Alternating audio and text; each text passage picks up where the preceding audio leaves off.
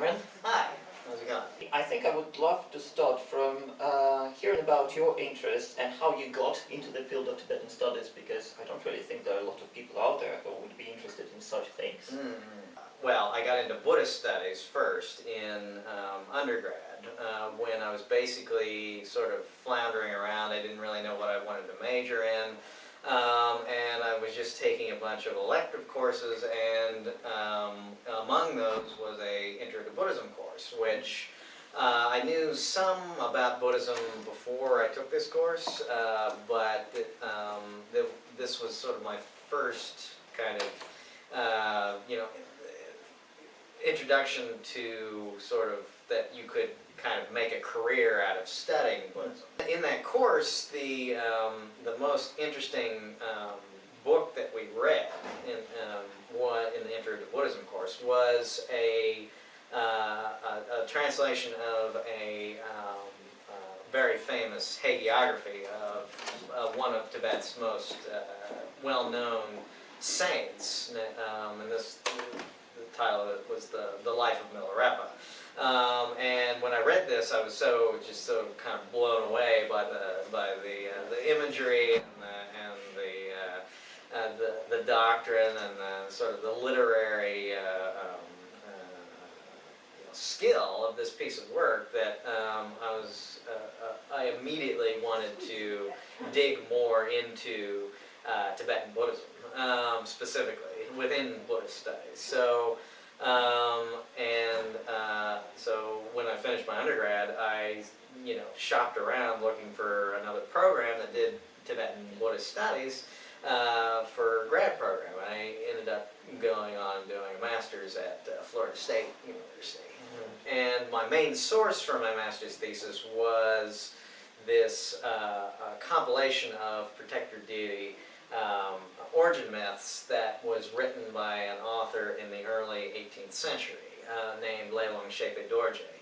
And Lelong Shepe Dorje was sort of a kind of a very interesting figure, quite controversial figure, and for a number of reasons. And when I wanted to go on and do a PhD, I thought that the natural progression of my master's work was to look at the sort of the life and the other major works of Lelong.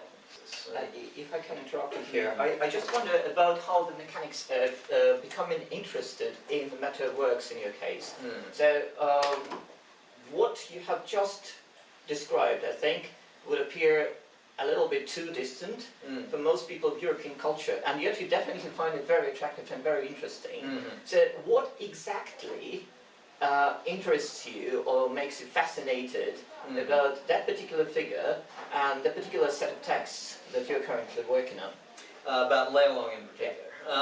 Okay, well, so I mentioned is sort of a controversial figure. So why is he controversial? Well, one of the reasons he's controversial is that he was a sort of a very strongly ecumenical figure during a period that was that saw a lot of sectarian, in some cases outright sectarian warfare. And so one of the reasons I'm interested in this figure is how he was able to, or how he attempted to negotiate doctrines and sort of reconcile different doctrines within Tibetan Buddhism that under many other circumstances were considered to be contrary to each other. And you have mentioned that it was a period of sectarian divide in Tibet.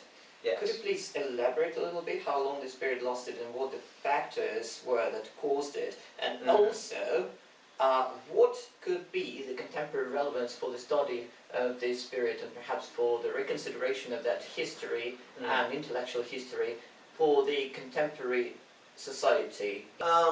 Well, so this would have been when Lelong lived in from 1697 to 1740, and in that period of time was very shortly after the reign of the fifth Dalai Lama, who was arguably, his government was arguably the first time that Tibet had a really strong central government since the imperial period in the 9th century. So, and the fifth Dalai Lama himself was actually quite an ecumenical figure, but there were certain elements within his own sectors, within his own school, the Gelug school, which really did not care for his sympathies with the other schools, some of the other schools. And in the beginning in 1717, there was a invasion by a particular Mongol clan that was very strongly sectarian Gelug, to the point where they viewed the other schools as a real threat, and they very intentionally tried to undo some of the more kind of ecumenical work that the fifth Dalai Lama had done, such as like patronizing monasteries of the other sects and things like that, and to the degree that this Mongol tribe destroyed, like razed to the ground a number of non-Gelug institutions. There was mass executions of non-Gelugs in some cases, and when this Mongol clan, called the Dzongkhars, were ended up being defeated and thrown out with the help by the Tibetans with the help of the Qing. The Qing actually imposed, sort of kept some at least of the Dzongkhar policies that discriminated against non-Gelug schools. So Lelong Shepa Dorje is considered to be the fifth incarnation in a Tulku lineage line, which is a particularly Tibetan institution where a particular figure is thought to be reincarnated, and he's sort of enthroned as a particular, within the context of a particular institution, over multiple lifetimes. The Dalai Lama, of course, is the most well-known of these Tulku lineages. But the first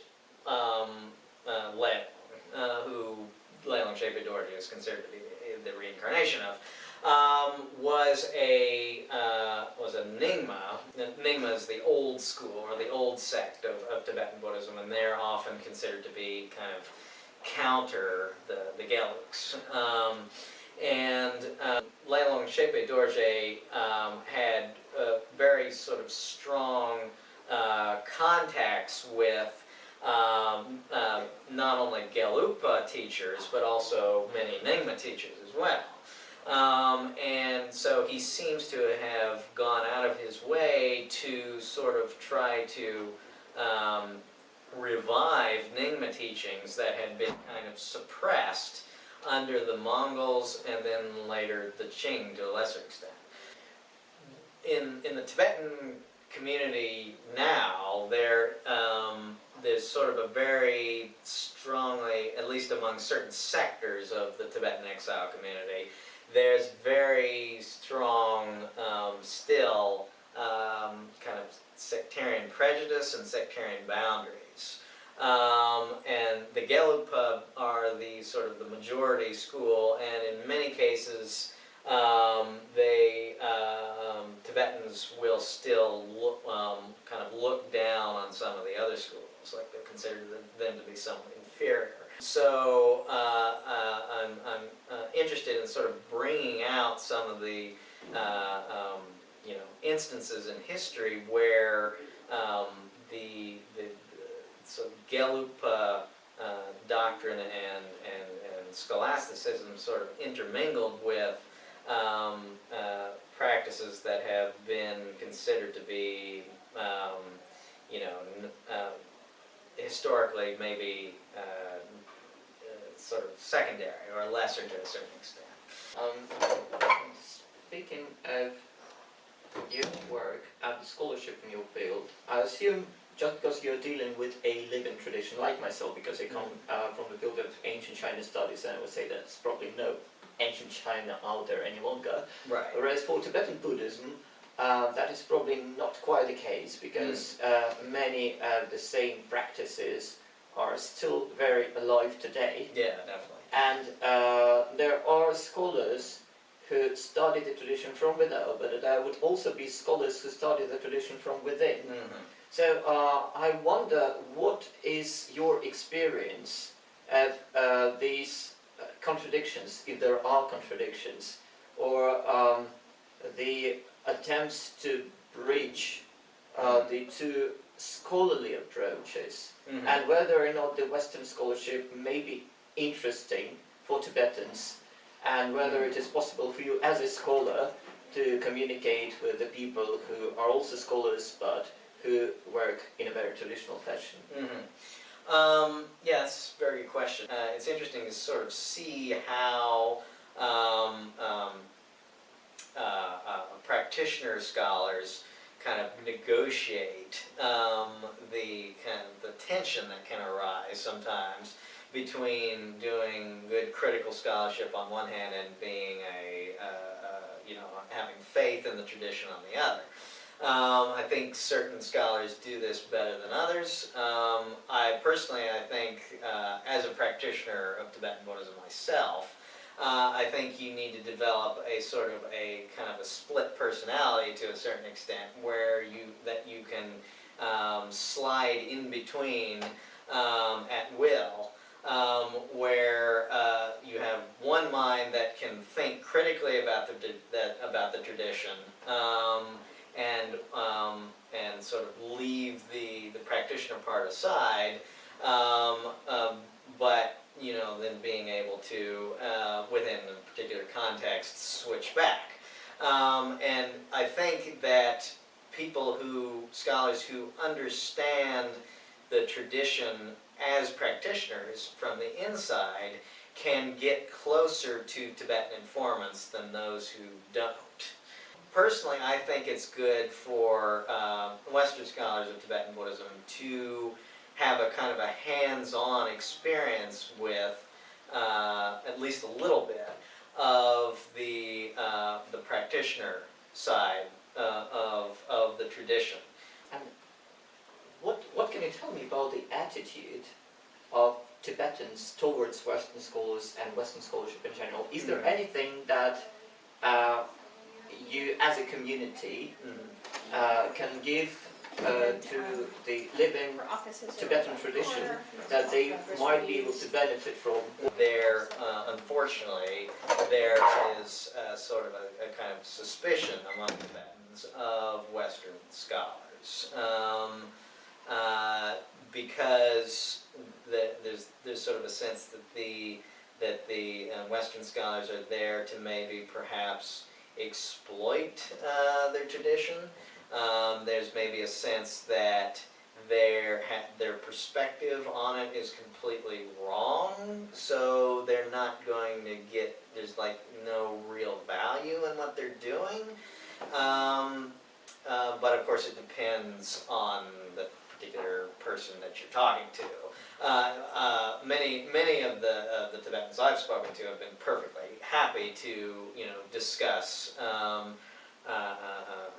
things with me when I present myself as a Western scholar, and not necessarily as a practitioner.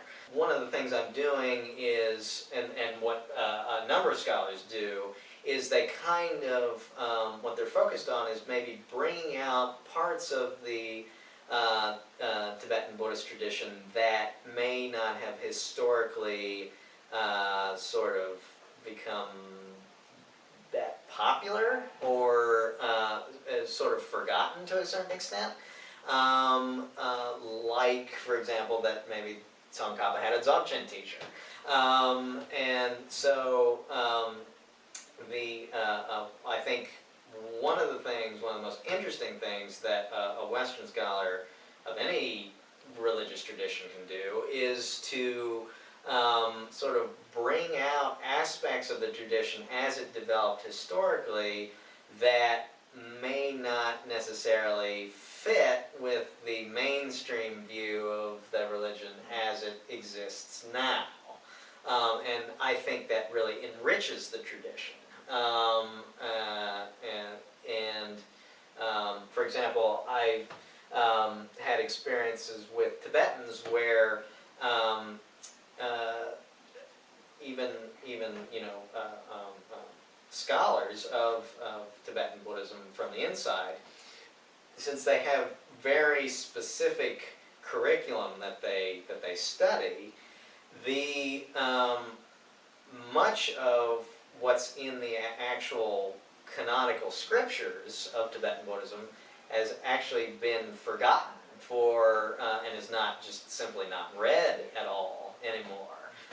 So I think that it's the role of maybe Western scholarship to sort of highlight some of these sort of the lost facets of the tradition. And I hope that maybe Tibetans themselves will find that, that interesting and enriching as well.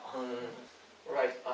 Well, I think that is as many questions as I had for today. So All right. thank you very much, and Yeah, I thank wish you you. good progress with your work. Thank you.